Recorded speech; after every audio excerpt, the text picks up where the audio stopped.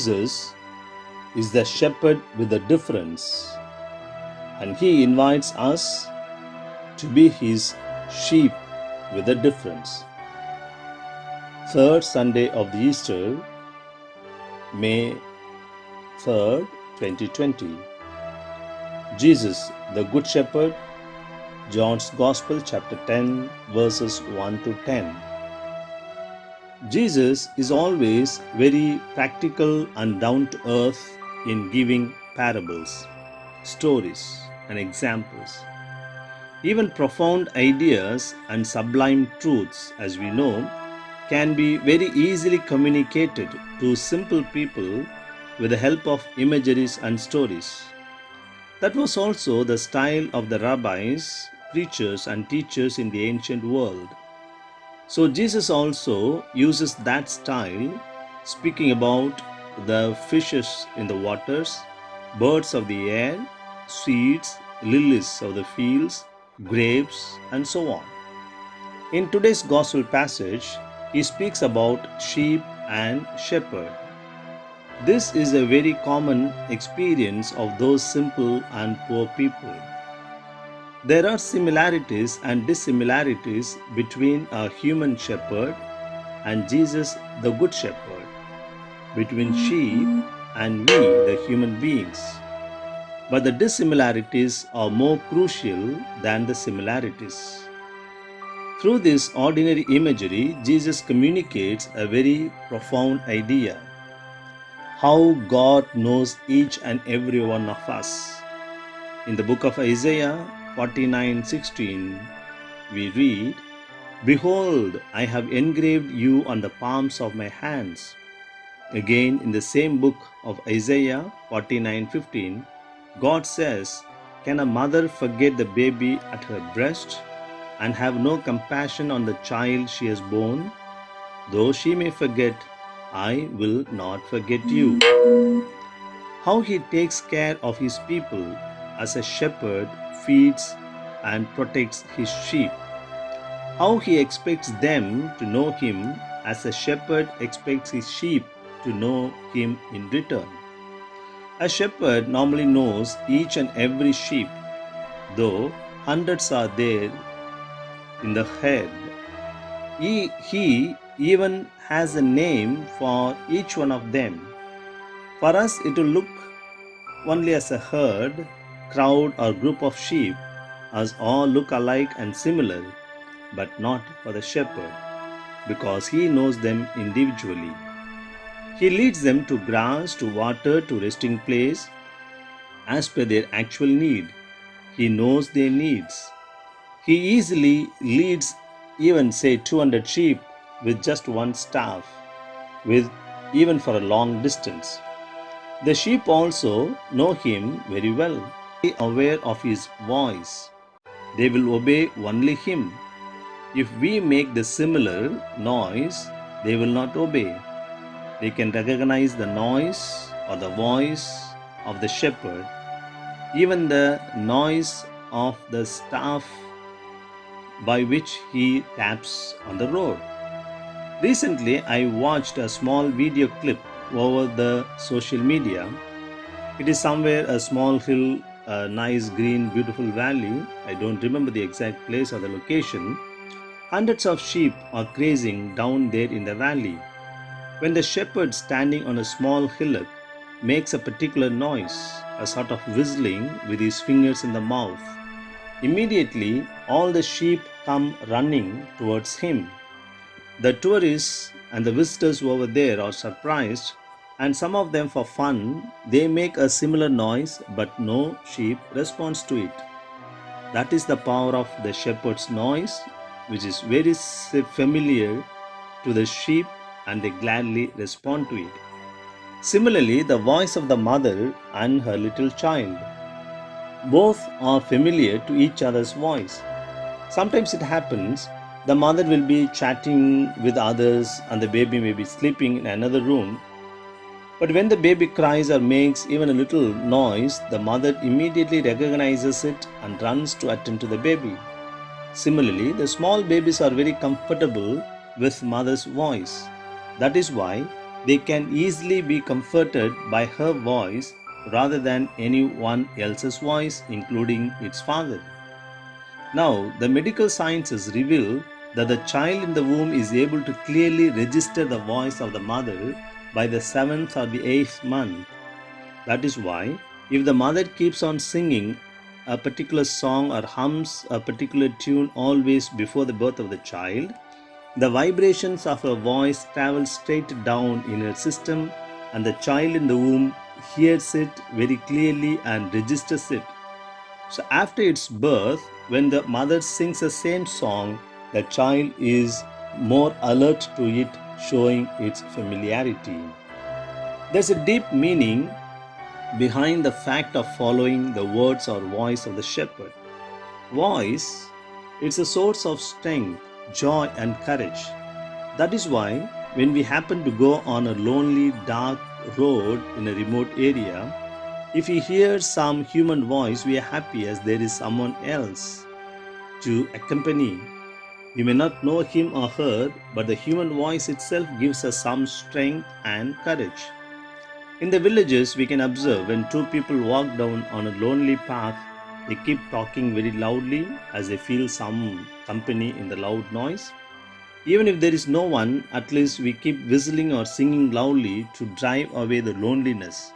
So, the voice or the human noise itself can be a source of strength and courage. Similarly, human words. Normally, words are the expressions of one's inner dimension, inner wealth of one's personality, unless, of course, one is cheating. Jesus says in Matthew 12:34, "For out of the abundance of the heart the mouth speaks." Our speech is the window of the heart, inner desires, one of the powerful communication tools. Yet often we struggle for words when we are overjoyed or over sorrowed. Though we can express ourselves through gestures and drawings, words are the best and easiest mode of expressing oneself. If human voice can give us the strength and joy that we look for, God's voice must give us much more. Human voice may fail, cheat, mislead us, but not God's voice. If human words are the expressions of the inner personality, God's words will be much more real expression of his inner being. No other way to understand God unless he reveals. Therefore, his inner dimension and personality is revealed in and through his words. We know there is a difference between hearing and listening. We may hear many things but may not listen to them. As I speak out this message, I hear the chirping of the birds on the trees near my window, noise of some vehicles on the road, some music from the neighborhood, but I don't listen to them. Several sound waves with different intensity may come to my ears, but I don't register them. But when I listen to my favorite song, there is certainly some sort of involvement. So listening, unlike hearing, includes involvement and attention. Now, within listening itself, there are different levels. When I listen to music, there is a certain amount of involvement. When I listen to the words of my friend or my beloved, there is involvement and love. But when I listen to God's words, along with involvement, love, there must be surrender as well. Our listening to God necessarily involves obedience and surrender. If we claim that we love God and if we don't obey His words, it's a meaningless thing. Either I cheat myself or I cheat God. God is too big to be cheated by us. So I cheat myself. If I say that I love God but don't obey Him or listen to His words, there is no meaning. It is like this. Sometimes when a child is in a good mood, maybe because the mother has bought a nice dress for her or has made her favorite pudding or so, the child will hug its mother and say, "You are wonderful and nice." You are the only mummy in the whole world and all the others are dummy. But then the mother will say, what is the use of all this? When I tell you something, you don't obey. So, without obeying, just loving does not make any sense. The mother expects her child to obey her if the child is really loving the mother. God is also a loving parent, and naturally, He expects us to listen to Him and obey Him. Here, we can highlight another important fact. Children are expected to listen to their parents and elders. Children and the teenagers need to listen to them because today the neurosciences and cognitive sciences tell us that the teenager's brain is still developing. Only when one is 26 or 27 of age, the frontal lobe in the brain develops fully, and that enables the person to decide or to choose by seeing the pros and cons of one's action. Till then, the part called amygdala in the brain is very active and it just operates on likes and dislikes, whims and fancies. So the teenagers cannot discern and decide. Sometimes they shout and cry. We don't know why they cry, and they themselves don't know why they cry. So, only with the full growth of the frontal lobe in the brain, one is able to discern and decide. So, the teenagers, according to the modern sciences, are bound to listen to the parents and elders. Now, coming back to the sheep, if the sheep don't listen, there's a possibility of getting lost, or they may be starving, they become thirsty, and there's no rest, and they may meet with accidents and so on. If we also don't follow God's words, perhaps we may not be hungry, thirsty, meet with some accident, but in course of time we lose the peace of mind, joy, meaning, and purpose in life. In this parable, Jesus as the shepherd and we as his shorts of cities. But there is one very significant dissimilarity. And I even think this dissimilarity is more important than the similarities. Jesus is the good shepherd because he is a shepherd with a difference.